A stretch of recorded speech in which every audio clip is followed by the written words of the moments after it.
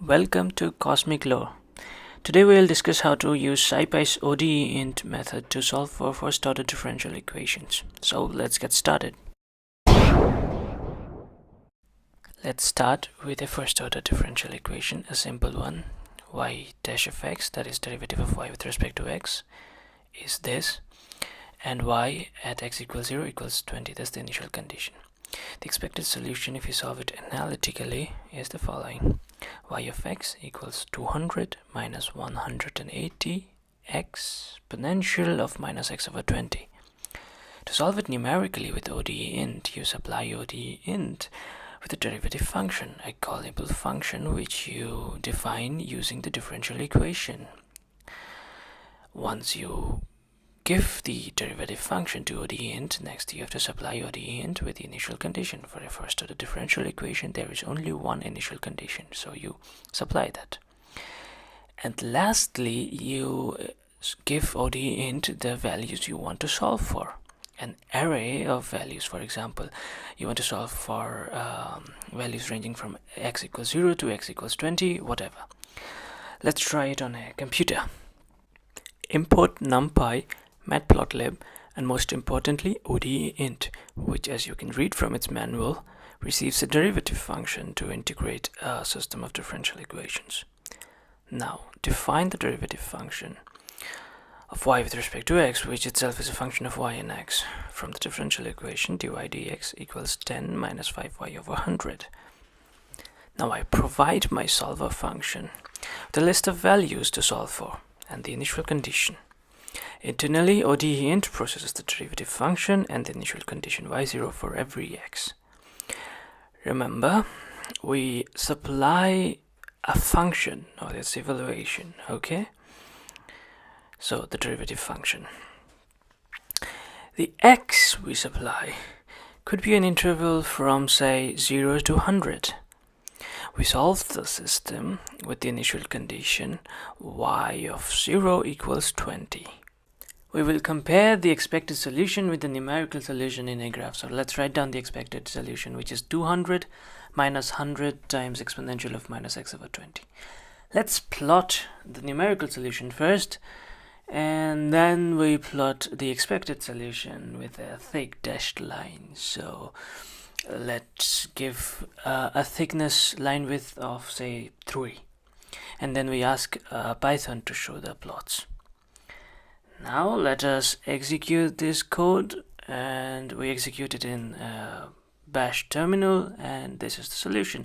So as you can see, the numerical solution is as expected. It fits right on top of the expected solution. Right. Let's move on to a little more complex example, which is a second-order differential equation. Basically, here the equation of motion for the so-called axion. The initial values for the axionic field lies in a circle, in the range from minus pi to pi. The first derivative at t equals 0 is set to 0. Let us rewrite this as a system of first-order differential equations by defining a list y which contains x and its derivative.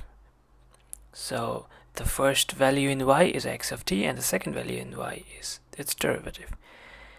So by definition, the derivative of y is a list containing the first derivative and the second derivative of x with respect to t.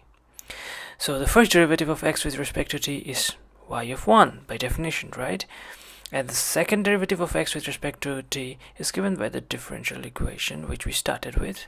So we write that down, minus 3 over 2t of y of 1, which is x dash of t, minus t to the power 4.1 times sine of x, which is y of 0.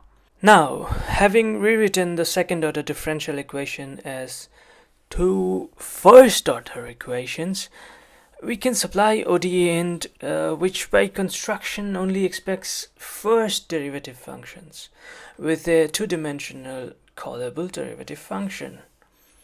And then we supply it with two initial conditions. One, the value of x at time t equals 0, and two, the value of x dash at t equals 0.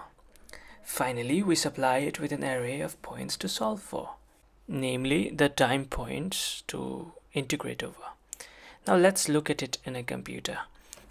Let us begin by defining a solver function which takes a range t and an initial condition x of 0 and internally supplies ODE int with a derivative function which is a function of y and t and is defined by a two-dimensional array of derivatives as shown in the right, the first component being x dash of t, which is y of 1, and the second component being x double dash of t, which is minus 3 over 2t x dash of t, y of 1, right?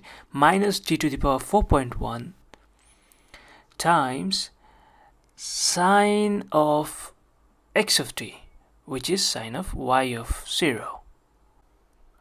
And then we should not forget that we have to write down the initial condition y of 0 or x of 0 in this case, and the list t which we supplied it to solve for.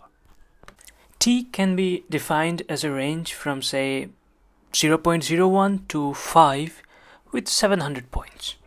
So we construct a for loop and fetch the solution inside of it by providing with initial conditions depending on the for loop parameter k. Remember, the initial condition is a two-dimensional array, the second component of which being x dash of t, which we set to 0, and the first component, x of 0, takes on values depending on the parameter k in the range minus pi to pi. After we have solved it, we plot the solutions. Keep in mind that the solution is a 700 times two-dimensional matrix. The first 700 entries are the x values we need, and the second 700 values are the derivative values, which we don't need. So we plot the x values as a function of time, and we execute the code and see what we get. The solution we get is typical of axions. The initial values are called initial misalignment angles. They stay pretty flat in the beginning, but then they start to oscillate. The oscillations are centered about 0. Okay, that's about it. I hope you learned something. If you have any questions, please leave a comment below.